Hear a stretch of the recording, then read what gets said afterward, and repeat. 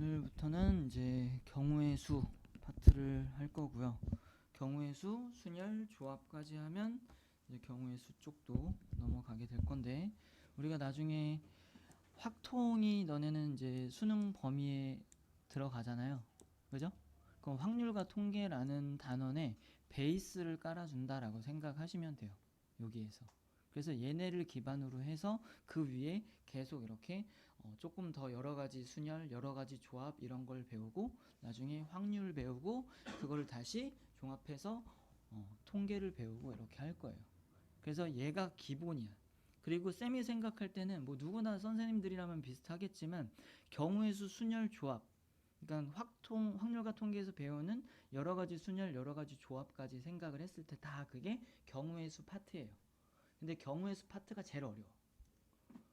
그게 확실하게 좀 되면 확률은 어차피 경우의 수 갖고 대부분 생각하는 거기 때문에 너네가 경우의 수에서 쌓은 어떤 지식 위에다가 얻는 정도라서 확률은 그렇게 어렵지 않아요.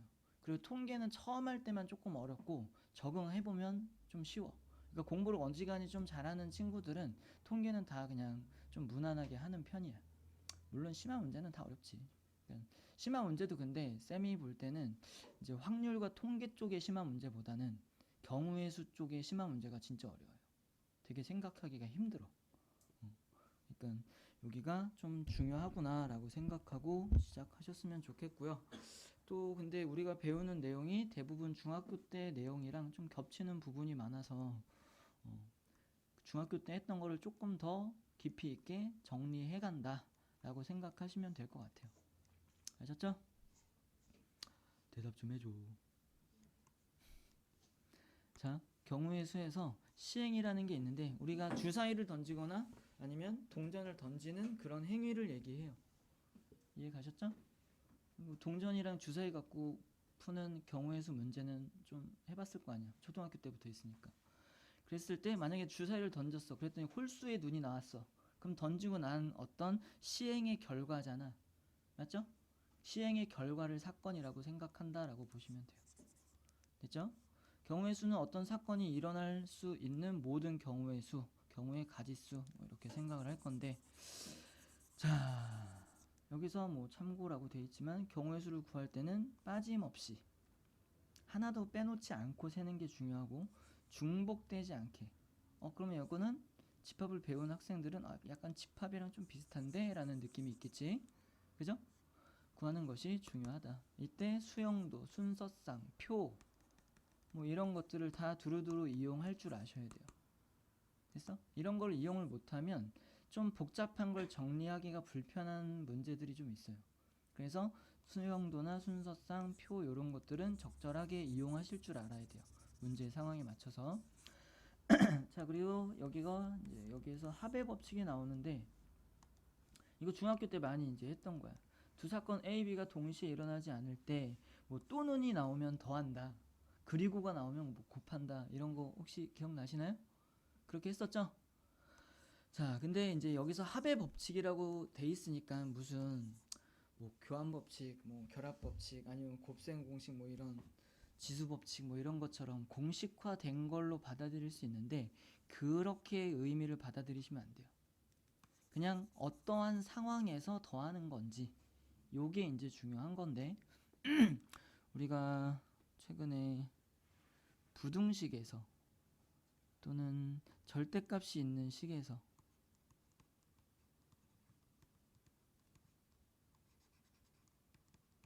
뭐 쌤이 이렇게 썼다 치자.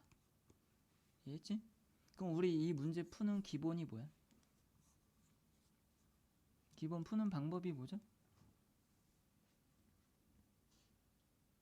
기본 푸는 방법. 절대값 안에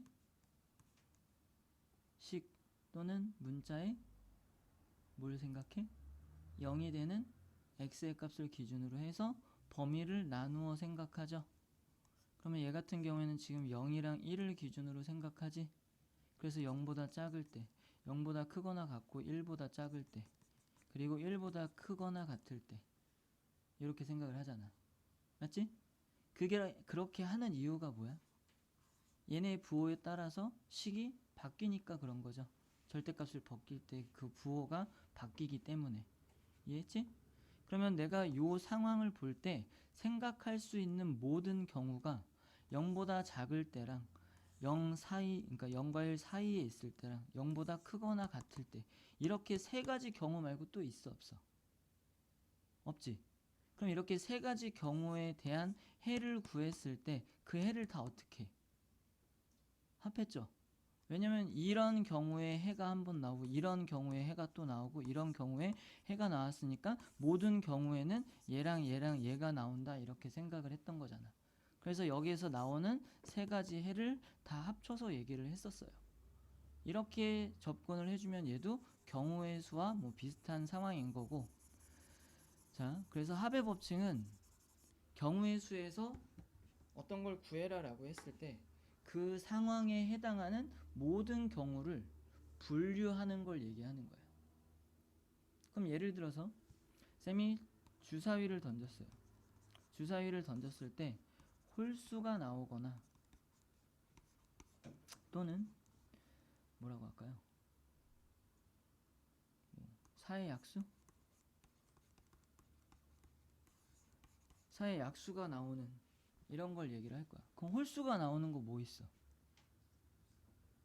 1, 3, 5가 있죠? 그럼 사의 약수는 1, 2, 4가 있지?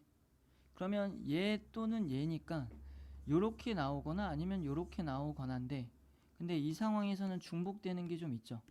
1이 중복됐죠 지금? 그러면 중복되는 건 두 번 얘기하지는 않고 지금 여기에서의 세 가지랑 여기에서의 세 가지, 그걸 더해서 중복되는 거 한 가지는 다시 어떻게 해요? 빼서 계산을 해주는. 그래서 요 상황이 지금 말한 135랑 124 말고는 없는 거잖아 더 이상. 그러니까 여기서 말하는 상황 전체가 이렇게 두 가지 상황으로 나뉘는 거지. 그래서 이렇게 분류를 해서 각각을 계산을 해서 그거를 더해서 쓸 건데, 이때 중복되는 부분이 있으면 그거는 두 번 얘기하지 않고 빼서 얘기하겠다라는 거죠. 이해했죠? 얘를 들긴 했는데 얘가 별로 적당하진 않은 것 같아. 미안해. 뭐가 좋을까?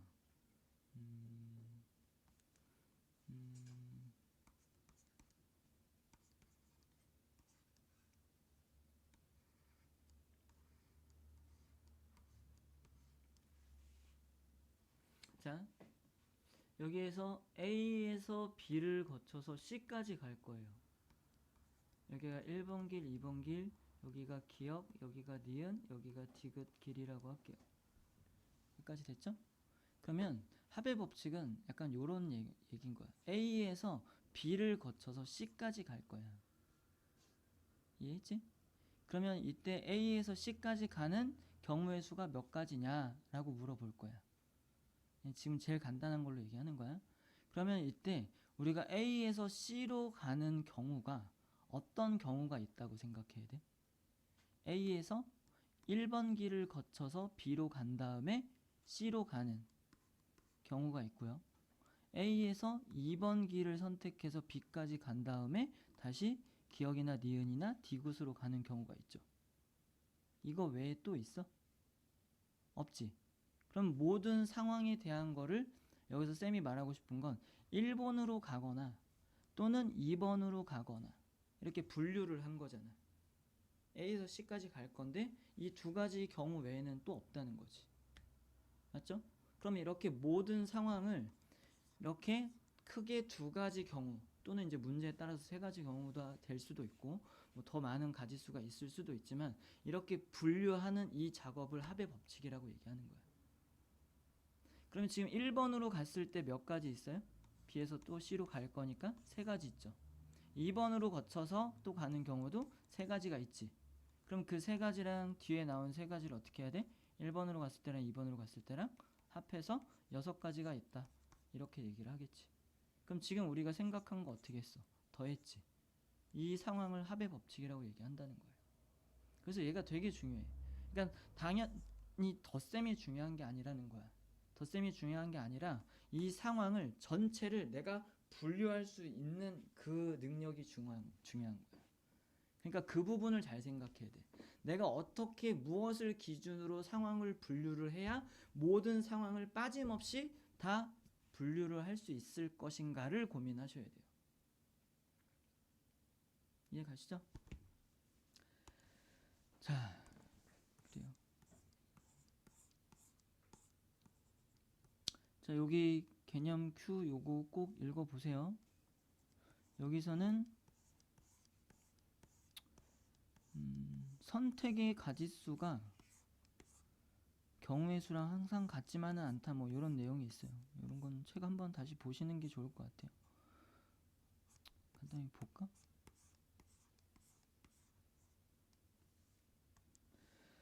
자,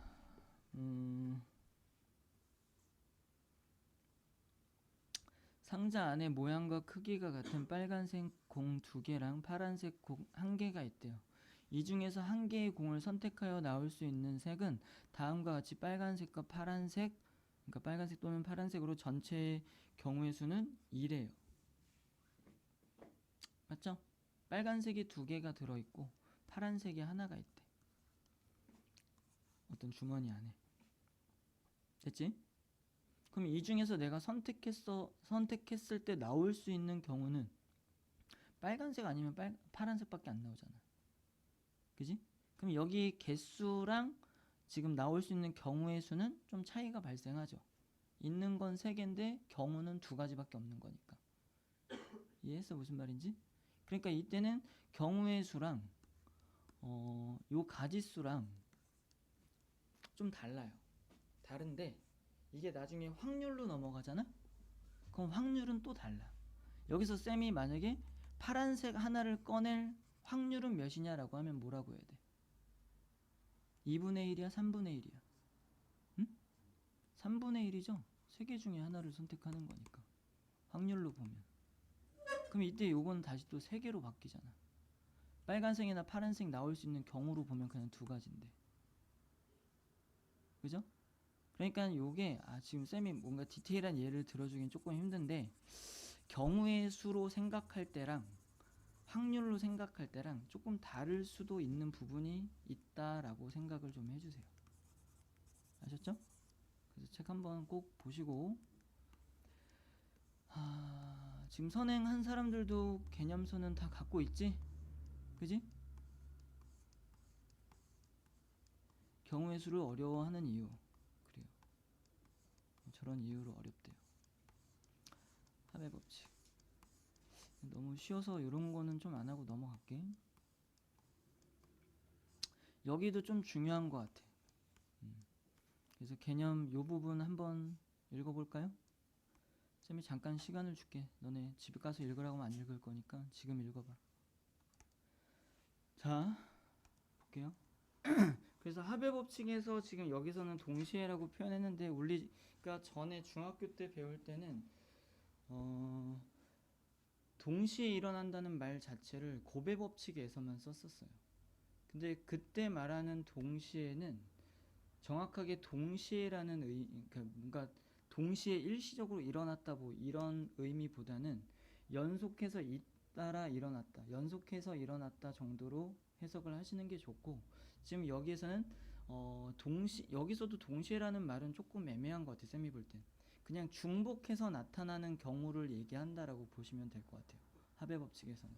그래서 합의 법칙에서는 중복해서 나타나는 상황을 2번 다 체크하지 않고 중복된 거는 한번 다시 빼준다, 이렇게 생각을 해주면 될 것 같고, 자, 고배 법칙은 뭐 동시에 또는 연속적으로 일어나는 두 사건에 대해서 계산을 할 때 곱해서 계산을 한다라는 건데, 얘도 쌤이 아까 했던 길에 대한 걸로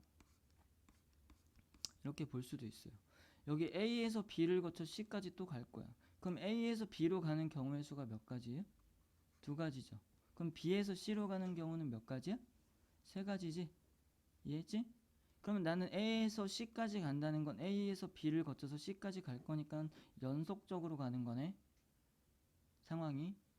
그죠? 그럼 상황이 연속적이면 요때의 가짓수랑 요때의 가짓수를 구해서 곱한대. 그럼 얘도 6이죠. 그럼 아까 합의 법칙으로 생각하나 고배 법칙으로 생각하나 결과는 어때? 똑같지? 그래서 여기서 너네가 알아야 될 게 뭐냐면 합의 법칙을 항상 합의 법칙으로만 푸는 건 아니라는 거야. 생각하기에 따라서 걔가 너네가 생각을 어떻게 하느냐에 따라서 합의 법칙으로 다가갈 수도 있는 거고, 지금처럼 생각하면 얘는 곱의 법칙으로 다가가는 거지. 그죠? 그러니까 경우의 수 문제를 풀 때는 사실 답을 찾아가는 그 방법이 하나만 있지는 않아요.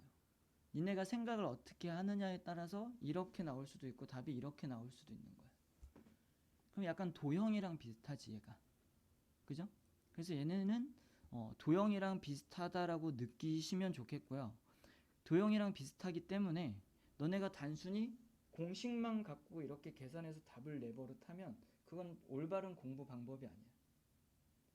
만약에 2 곱하기 3을 했으면 왜 얘가 2고 얘가 왜 3인지를 자꾸 생각을 하셔야 돼요. 그 이유에 대해서. 그거 생각을 안 하고 뭔가 그냥 단순히 공식처럼 무슨 얘는 곱셈으로 무조건 계산하는 거야 라고 생각해서 그냥 곱해서 답을 띡 내버릇하면 경우의 수를 좀 잘못 공부하고 있는 거라고. 우리가 도형할 때도 어떻게 했어야 된댔어? 항상 근거 있게 뭔가 증명해서 결과를 도출할 수 있게끔 하라고 쌤이 항상 얘기를 했었잖아. 그죠? 증명을 통해서 풀라고. 맞지? 그럼 얘도 마찬가지야. 증명하듯이 얘가 왜 2고 얘가 왜 3인지 정확하게 알고 계산하셔야 돼요. 그래서 왜 곱하는지까지 또는 왜 더하는지까지 정확하게 알고 계산을 해야 돼. 이게 나중에 순열 조합 쪽으로 들어가도 마찬가지인 거야. 니네 뭐 예를 들어서 NC 뭐 R 이런 거 나오잖아. 지금 선행했던 사람들은 알고 계시죠? 그러면 요게 무슨 의미야? 얘 지금 막 계산으로 따지면 니네 이거 어떻게 계산할 거야? 아, 선생님 갑자기 생각이 안 난다. M팩을 R팩으로 나누는 거였나? 그렇죠? 맞죠? 생각 안 나? 나? 아니라고? MPR인가? 잠깐만, MPR로 계산해서 중복되는 만큼 걸러내는 거잖아. 그럼 R을 개수니까 걔네를 나열하는 수만큼 되는 거니까 얘가 맞겠네요. 얘가 맞는데? 아, 헷갈린다. 갑자기 이렇게 생각이 안 나. 자, 어쨌든 요게 나오면 공식이 있어. 계산하는 공식. 근데 이게 중요한 게 아니라고 쌤 말은. 이 공식, 그러니까 공식을 당연히 알고 공식을 이용해서 빨리 풀어야 되기는 하지만 그냥 공식만 갖고 이렇게 계산을 해서 푸는 게 중요한 게 아니라고. 문제를 봤을 때 얘가 왜 NCR인지, 예를 들면 OC3이 왜 얘가 OC3인지를 알아야 된다고. 그냥 이거 계산하는 게 중요한 게 아니라고요. 아셨죠? 그래요. 이 얘기는 다시 가서 합시다. 그때 가서.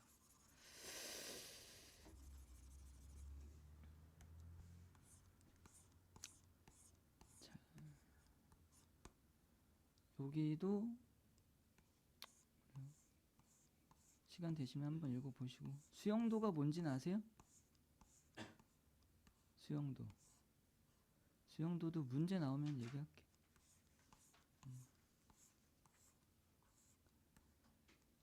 자, 이제 뭐 활용이라고 돼 있지만 그냥 경우의 수 문제 유형 몇 가지를 다루고 있어서 그거를 같이 좀 볼게요. 잘 생각해 봅시다. 자, 지불 방법과 지불 금액의 수는 어떻게 해결할까라고 했고요. 지금 뭐 동전이 이렇게 샬라샬라 있는데 1,000원짜리 지폐 5장을 가지고 있는 경우를 생각해 보자. 얘는 문제가 아니네.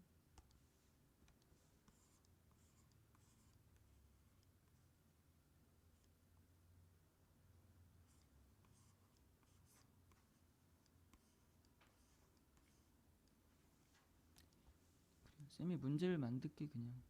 100원짜리 동전이 3개 있고요.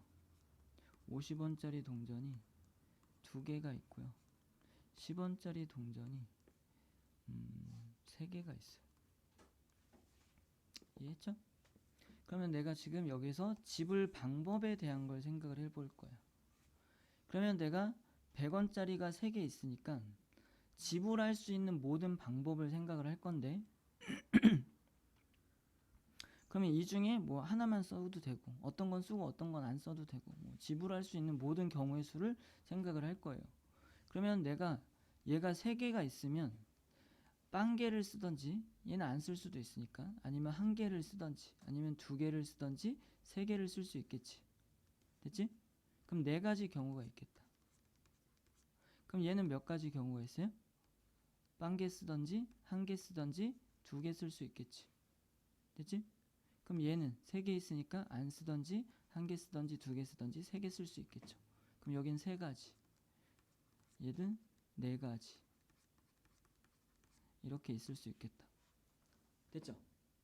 그러면 지불 방법이니까 내가 100원짜리를 예를 들어서 하나를 쓴 거나 50원짜리를 2개를 쓴 거나 금액은 어때? 금액은 똑같죠? 근데 지불 방법이라고 하면 100원짜리 낸 거랑 50원짜리 2개 낸 거랑은 다른 거지. 이해했지? 그래서 지불 방법에서는 얘네가 다 달라. 쓰는 개수를 다르게 하면 다 다른 경우라고 볼 수 있어요. 그럼 여기서 4가지 나오고 여기서 3가지 나오고 여기서 4가지 나오잖아. 그러면 얘네를 다 통틀어서 지불을 할 거니까 약간 동시에 연속적으로 일어난다라고 볼 수 있겠죠. 쓰고 쓰고 쓰고 뭐 쓰고 안 쓰고 쓰고 뭐 이런 식으로 생각할 수 있는 거니까. 그러면 4가지 3가지 4가지 있으니까 얘네 어떻게 계산해야 돼? 동시에 연속적으로 일어나고 있으니까 각각의 경우의 수를 곱해야 되겠죠. 그래서 얘네 곱하면 몇이야? 4, 3, 12 곱하기 4하면 48이네.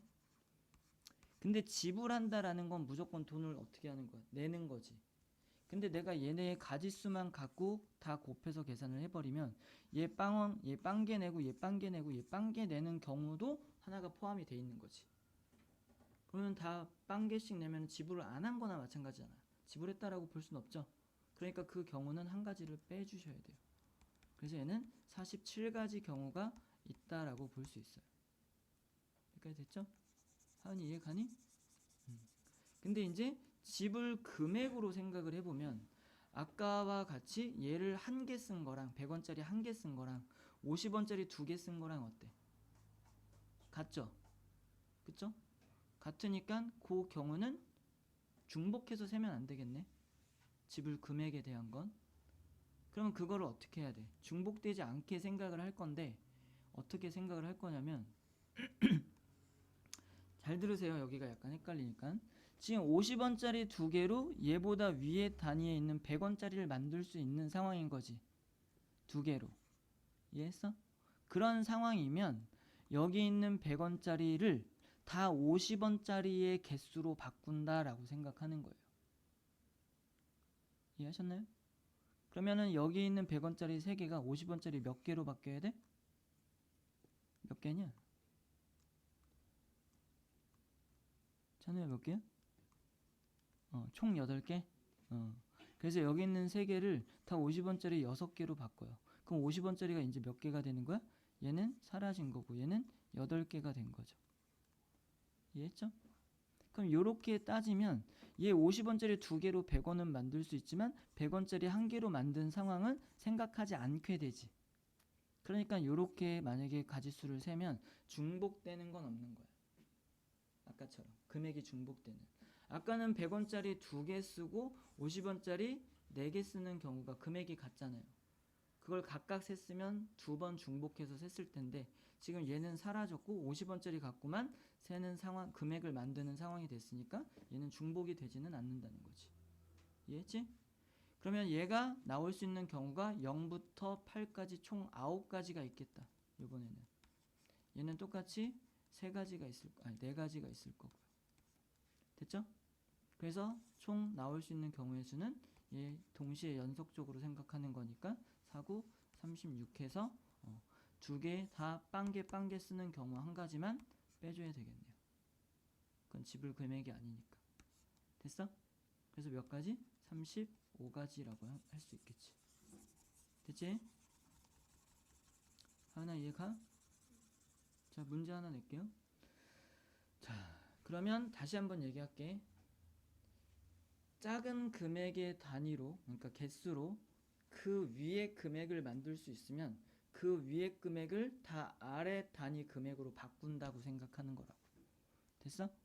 자, 그러면 1,000원짜리가요 5장이 있고요. 5,000원짜리가요 2장이 있고요. 10,000원짜리가요 5장이 있어요. 이때 지불할 수 있는 금액의 가지수를 구해라 라고 했어요. 그럼 어떻게 구해야 돼? 해보세요 한번. 자, 같이 볼게요.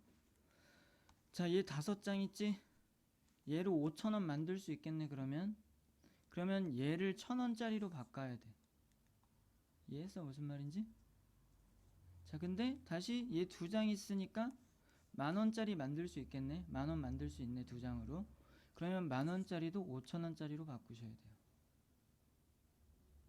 그러면 다시 1,000원짜리로 또 바꿔야 돼. 이해 가시나요? 그럼 얘 5,000원짜리로 바꾸면 몇 장이에요? 10장이지? 그럼 이제 5,000원짜리 12장 있다고 보는 거야. 근데 얘 1,000원짜리 5장으로 5,000원 만들 수 있다며. 그럼 얘 다 1,000원짜리로 바꾸셔야 돼요. 그럼 몇 장이야? 60장이니까 1,000원짜리가 총 65장으로 바뀌겠다. 이해했지? 그럼 만들 수 있는 경우의 수는 몇 가지예요? 64가지가 되겠죠. 안 내는 거 빼고. 왜?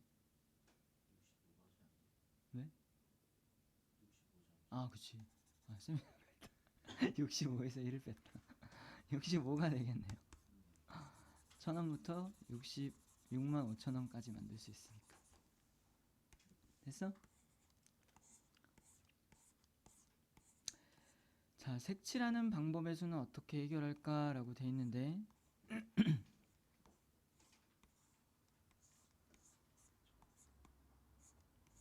이 문제로 볼게요. 자, 이렇게 색칠하는 게 나오면 연속적으로 칠할 거니까 각각의 영역에 칠할 수 있는 가지수를 생각을 해서 걔네들을 다 곱해야 되겠죠. 뭐 얘 하나만 따로 칠하고 얘만 따로 칠하고 하는 게 아니라 다 색칠을 한다라고 했으니까. 그러면 이때 너네가 가장 많이 지금 문제 상황이 같이 읽고할까요? 오른쪽 그림과 같이 5가지 영역에 5가지 색을 이용해서 색을 칠하려고 한다. 같은 색을 중복해서 써도 되는데 인접한 영역은 다른 색으로 칠할 거다. 그 인접한 영역은 선과 선이 맞닿아 있는 것을 인접했다라고 얘기를 해요. 점만 맞닿아 있으면은 예를 들면 쌤이 이렇게 그리면 여기 면이랑 여기 면은 점이 맞닿아 있지? 이거는 인접했다라고 얘기 안 해. 됐어? 이렇게 선을 공유하고 있을 때 이 선을 공유하는 두 면을 인접한 면이다라고 얘기를 합니다. 됐지? 그러면 인접한 영역은 다른 색으로 칠할 거래. 다시 말해서 A에 칠한 색을 B에는 칠할 수 없다라고 생각을 하겠죠. 그러면 이때 어떤 방법으로 할 거냐면 가장 많이 인접해 있는 녀석을 가장 먼저 생각한다라고 보시면 돼요. 그럼 지금 5가지 색깔이 있다라고 했으니까 A에 넣을 수 있는 경우의 수는 5가지가 되겠죠. 그럼 A에 넣은 걸 B에는 인접해 있어서 못 넣을 테니까 얘는 나머지 4개 중에 선택해서 넣어야 되겠다. 맞지? 그래서 얘는 4가지. 그러면 C에는 O에도 인접해 있고 A에도 인접해 있고 B에도 인접해 있으니까 얘는 여기 2군데 들어간 색깔은 못 칠하겠지? 그래서 몇 가지? 3가지로 하겠죠. 됐죠? 그 다음에 여기에 칠할 수 있는 것. 지금 O에 들어간 거 자꾸 O래. A에 들어간 거랑 C에 들어간 거 인접해 있으니까 여기는 못 들어가죠. 대신에 여기에 있던 건 여기 들어갈 수 있지. 이해했지? 그러면 여기 3개 칠하고 나머지 2가지 중에 칠한 다음에 여기 1가지를 더 칠할 수 있으니까 얘는 3가지를 칠할 수 있다라고 볼 수 있겠네요. 됐죠? 그럼 여기에서 봤을 때는 마찬가지로 얘랑 2군데서 인접하고 있지. 맞죠? 그러면 얘는 여기 있는 색이랑 여기 있는 색도 칠할 수 있지. 맞죠? 그럼 얘 몇 가지라고 해야 돼?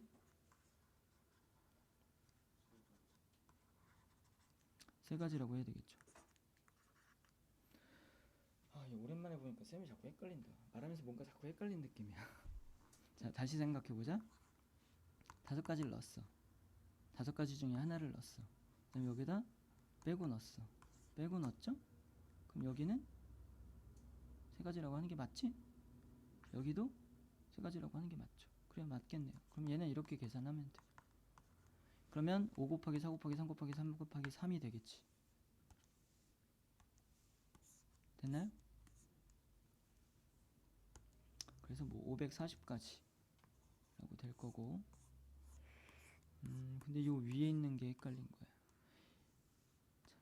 인접하지 않은 영역이 쌍으로 존재할 때라는 건 얘네 인접하지 않았지. 이렇게 한 쌍, 이렇게 한 쌍이 있죠.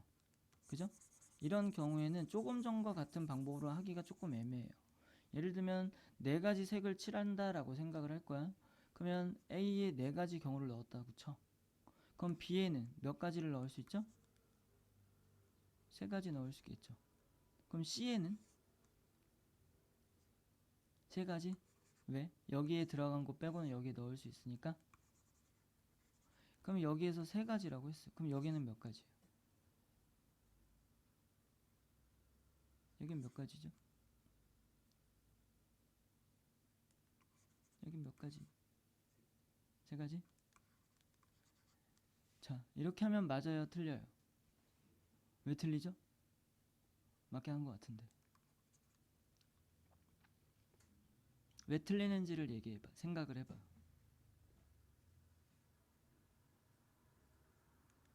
네 가지 색깔을 우리 이렇게 해볼까?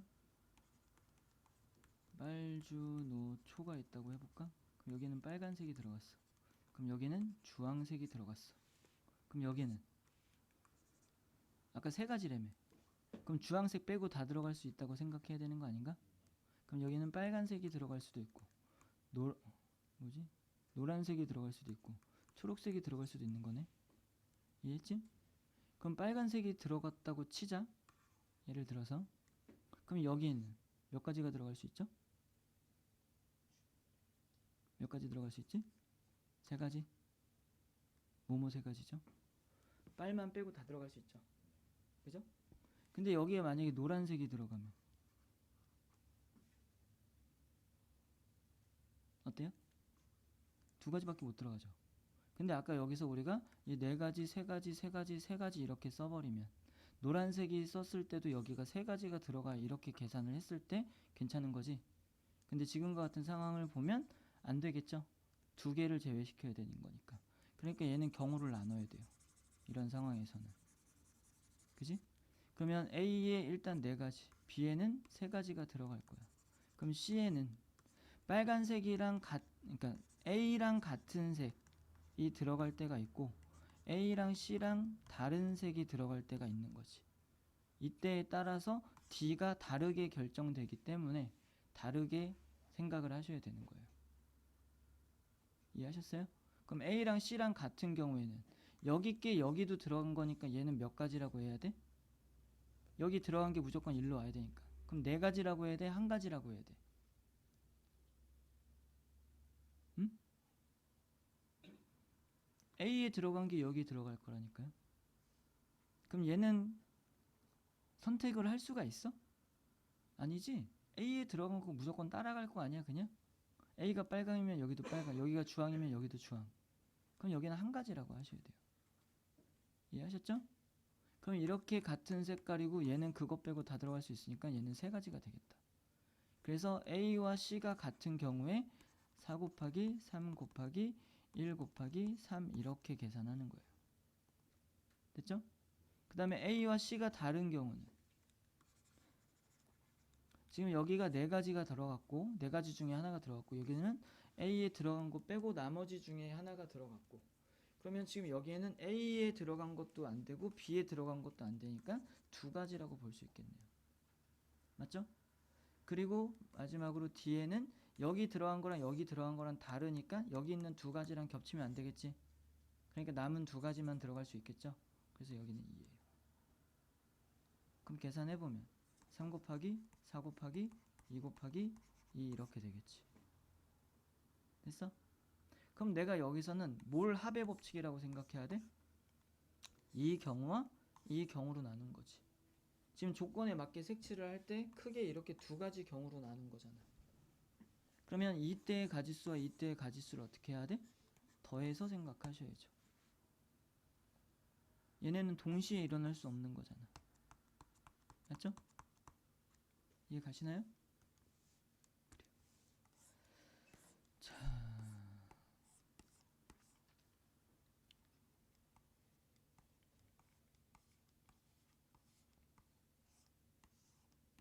요게 니네 중학교 때 풀어봤던 문제 중에 뭐 예를 들어서 A, B, C가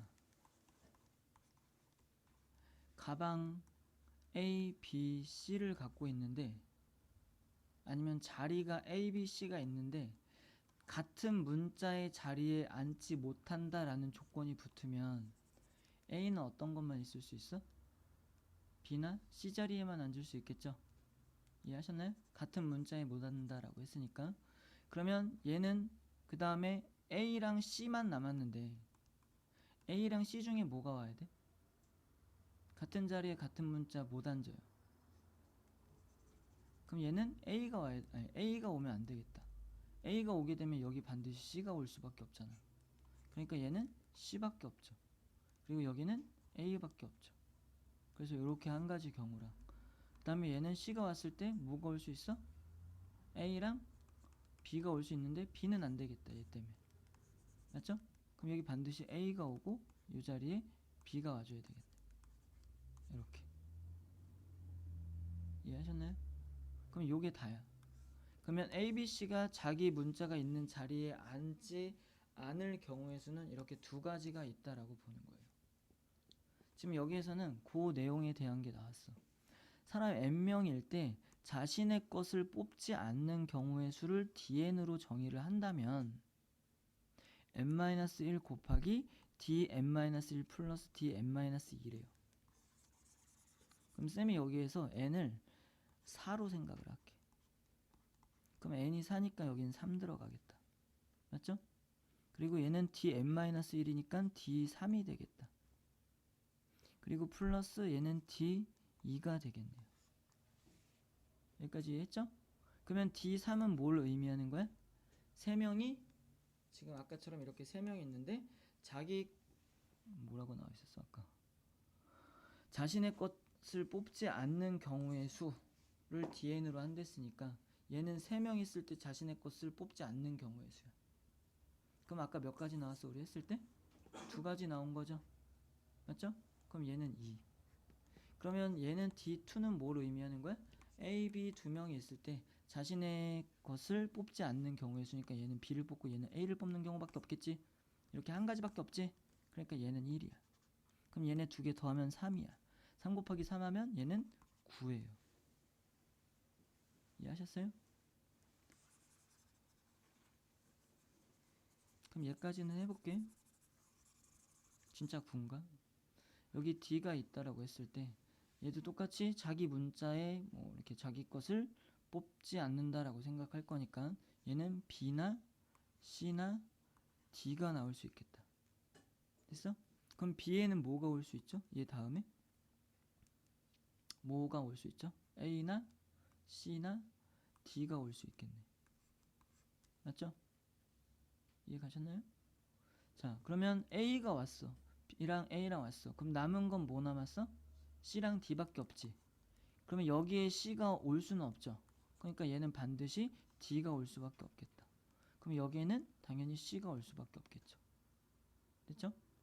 그 다음에 B랑 C가 왔어. 그러면 나머지에는 지금 A랑 D가 올 수 있는데 만약에 여기 A가 오면 여기에 D가 와야 되니까 안 되지? D 자리에 D가 오는 거니까. 됐어? 그럼 여기에는 반드시 뭐 해야 돼? D가 오고 맨 끝에 A가 들어가야지. 됐지? 자, BD가 온 경우에는 A, C가 남아있으니까 A나 C를 쓸 수 있는데 C는 못 쓰니까 여기다 A를 써야죠. 그럼 여기는 무조건 C가 앉아야 되겠다. 그럼 C가 온 경우에 여기에는 A나 B나 D가 올 수 있다고 할 건데 B는 같은 자리니까 안 되겠다. 그럼 A나 D만 올 수 있겠다. 이해 가시죠? 그럼 여기가 A, 여기가 D. 이게 지금 수영도잖아. 이렇게 하는 걸 수용도라고 해요. 그래서 이런 스타일의 문제가 나오면 이렇게 해야 돼. 하나하나. 못하면 그냥 못 푸는 거야. 따르게 풀기에는 뭐 방법이 없어. 나열하는 수밖에 없으니까. 근데 순서상으로 쓰면은 얘를 좀 더 많이 써야 돼요. 그러니까 수용도가 훨씬 편해. 순서상보다는. 자, C랑 A가 왔어. 그러면 B랑 D가 남았는데 여기에 B가 오면 여기에 D가 올 수 없으니까 안 되겠죠. 그래서 얘는 D가 오고 그 다음에 B가 와야 돼요. C랑 D가 왔으니까 A랑 B가 올 수 있는데 여기는 A도 와도 되고 B도 와도 돼요. A가 오면 여기에 B가 오면 되고 B가 오면 여기에 A가 오면 되니까. 맞죠? 자, D가 왔을 때 그럼 여기에는 몇 가지가 올 수 있어요? A나 B나 C가 올 수 있는데 B는 같은 자리여서 안 되니까 A나 C가 온다고 생각을 해야 되겠다. 그러면 D가 오고 A가 왔어. 그러면 남은 건 B랑 C가 있죠. 그럼 C는 올 수 없으니까 여기 B가 오고 다음에 C가 와야 되겠다. D랑 C가 왔으면 여기엔 뭐가 올 수 있어요? A나 B가 올 수 있죠. 맞죠? 그러면 A가 오면 뒤에 B가 오면 되고 B가 오면 뒤에 A가 오면 되겠지. 그럼 총 몇 가지야? 하나 둘 셋, 하나 둘 셋, 하나 둘 셋. 그럼 아까 우리가 공식으로 계산한 거랑 어때? 똑같다라는 걸 알 수 있겠네요. 맞죠? 그래요. 그래서 이 정도는 외워놓으시면 조금 이 문제 스타일이 나왔을 때 빨리 풀 수 있을 테니까 좀 외워놓으세요. 아셨죠? 네. 좀 이따 문제 풀 때 못하기만 해봐라.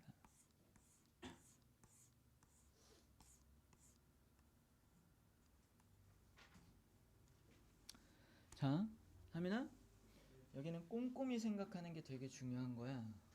자, 두 눈의 수의 합이 4의 배수인 경우래요. 주사위를 2번 던졌을 때. 이해했지? 그럼 첫 번째 나온 게 있고 두 번째 나온 게 있을 테니까 첫 번째 나온 거랑 두 번째 나온 거는 다르다라고 보셔야 돼요. 첫 번째 1이 나온 거랑 두 번째 1이 나온 거는 다른 거야. 이해했지? 그럼 4의 배수니까 어떤 경우가 있어? 4의 배수가 되는 경우를 크게 몇 가지로 나눠야 돼. 그럼 뭐가 있어요? 주사위 2개 던져서 합해서 4의 배수가 나온다고 했으니까. 어? 아니 그걸 얘기하는 게 아니야. 4의 배수인 경우라며. 그럼 4의 배수인 경우가 어떤 경우가 있겠냐고. 4인 경우와 8인 경우와 12인 경우가 있겠죠. 이걸 먼저 이렇게 구분을 해놔야 주사위 눈은 어차피 6개씩밖에 없으니까 합해서 최대 12개까지밖에 안 나오니까 4의 배수가 될 수 있는 건 4나 8이나 12일 때밖에는 없겠네 라고 생각하는 게 중요하다고. 이거 외에는 없잖아.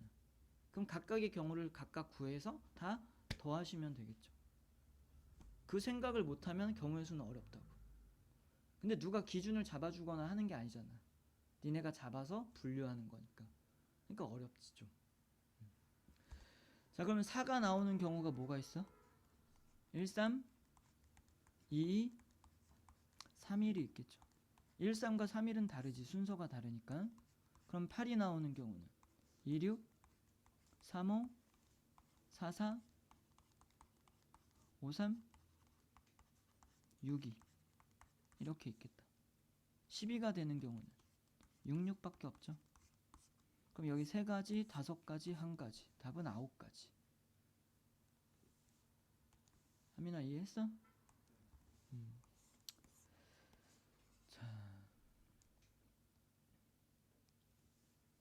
자, 여기서 1에 뭐 얘는 좀 중학교 때 자주 등장했던 건데 100장의 카드가 있대요. 1부터 100까지. 2의 배수 또는 3의 배수가 적힌 카드를 택하는 경우의 수래. 그럼 2의 배수 택할 경우가 몇 가지야? 하면은 50가지. 하은아 얘는 몇 가지야?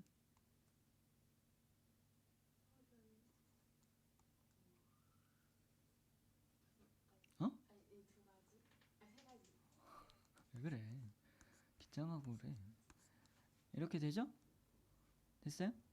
그럼 얘네 2개 더해서 88이라고 답 쓰면 돼? 안 돼? 하면은 88이 됐어? 3이라고 썼는데? 이런. 쌤 나이쯤 되면은 말과 행동이 다를 수 있어. 자, 83이에요. 왜 그러지? 자, 어쨌든 이렇게 답 쓰면 돼, 안 돼? 하민아, 너한테 묻잖니. 되니 안 되니? 일단 묻는 걸 봐서는 안 될 것 같긴 한데, 그지? 그럼 왜 안 될지 빨리 생각해야지. 하나 왜 안 돼, 이렇게 쓰면? 공배수 왜 빼야 돼? 그쵸? 여기서 지금 6, 셋, 50개라고 하면 여기서 6은 한 번 센 거거든. 이해했어, 하민아? 그럼 여기서 셀 때도 3의 배수 중에 6이 있으니까 여기서 또 센 거야. 그러니까 이걸 중복해서 세면 안 되잖아. 그러니까 중복된 건 빼야 돼. 그럼 중복된 건 뭐냐라고 생각을 해봤을 때 얘는 공배수가 될 테니까 6의 배수가 공배수잖아. 이해했어? 그럼 6의 배수의 개수만큼은 다시 어떻게 하셔야 돼요? 빼셔야 되겠죠. 됐죠? 6의 배수 몇 개 있어? 16개 있죠.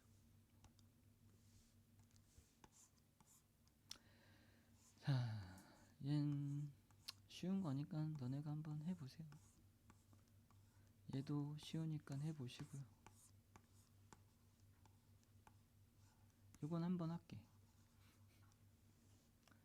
자, 우리 71을 소인수 분해를 먼저 해요. 얘 중1 때 한번 다뤘던 내용인데 얘 소인수 분해하면 어떻게 돼요? 8, 9, 72니까 2의 세제곱 곱하기 3의 제곱으로 볼 수 있겠다. 맞죠? 이해하셨죠? 그러면 여기서 약수의 개수는 어떻게 나와? 왜 12개인지 얘기할 수 있어요?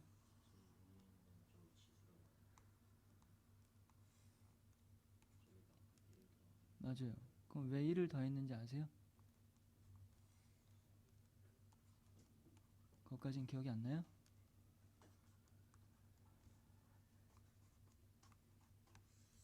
아이씨.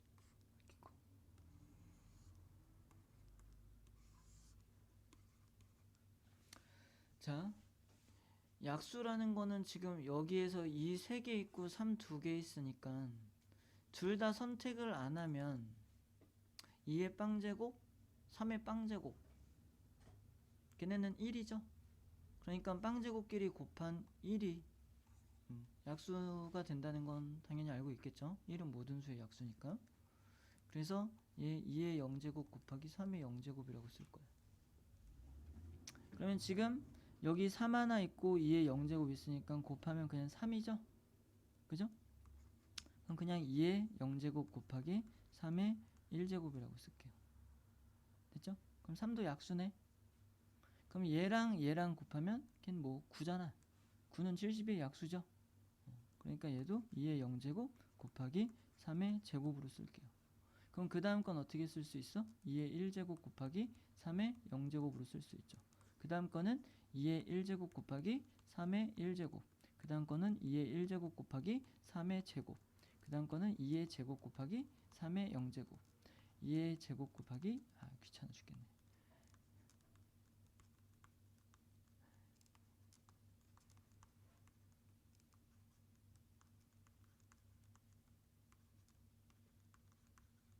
이렇게 해서 총 12개라는 걸 알 수 있어요. 맞죠? 그러면 얘가 요거 개수 가로 곱하기 가로의 개수 곱하기 요거 개수 세로 가로 곱하기 세로에서 지금 12개인 거잖아. 그래서 12개 나온 거 맞지? 그럼 요 생각을 어떻게 하는 거야? 얘를 2의 0제곱, 2의 1제곱, 2의 2제곱, 2의 3제곱 이렇게 4개에서 여기에서 3의 0제곱, 3의 1제곱, 3의 제곱 이렇게 3개 얘네 둘을 곱한 게 개수다 라고 생각할 건데 그러면 지수가 이렇게 나와 있으면 0 포함해서 얘기해야 되니까 플러스 1인 거죠. 그래서 지수 플러스 1 곱하기 지수 플러스 1을 계산한 게 약수의 개수다 라고 생각하는 거예요. 일단 소인수 분해는 하셔야 되겠죠. 이해 갔죠? 자, 근데 요거는 당연히 별로 어렵지도 않고 크게 중요하지도 않아서 얘를 설명하려고 했던 게 아니라 지금 이렇게 쓰고 나면 얘네를 다 더할 거래. 지금 72의 양의 약수의 합을 구하래잖아. 이해했지? 그러면 요거를 세로로 가로로 볼까 세로로 볼까? 성민아 가로가 좋아 세로가 좋아? 가로가 좋아 세로가 좋아? 가로가 좋습니까? 그래요. 그러면 어이구, 그럼 여기 있는 걸 다 더할 거야. 그럼 얘 지금 뭐가 공통인수예요? 3의 0제곱이죠? 그럼 3의 0제곱으로 묶으면 2의 0제곱 더하기 2의 1제곱 더하기 2의 제곱 더하기 2의 세제곱 이렇게 나오겠다. 다 더할 거니까. 공통인수가 3의 0제곱이니까. 이해했지? 하나. 그러면 이 밑에 거는 뭐라고 써야 돼? 3의 1제곱이 공통인수죠? 그러면은 이때도 2의 0제곱 해서 똑같이 나오겠다. 맞지? 그럼 그 밑에 거는 3의 제곱이 공통인수죠? 그럼 얘 3의 제곱으로 다 묶어내면 지금 다 더하는 상황이니까 이 녀석들이 또 덧셈으로 들어가겠지. 이렇게 됐지? 그럼 요게 다시 뭐가 되는 거야?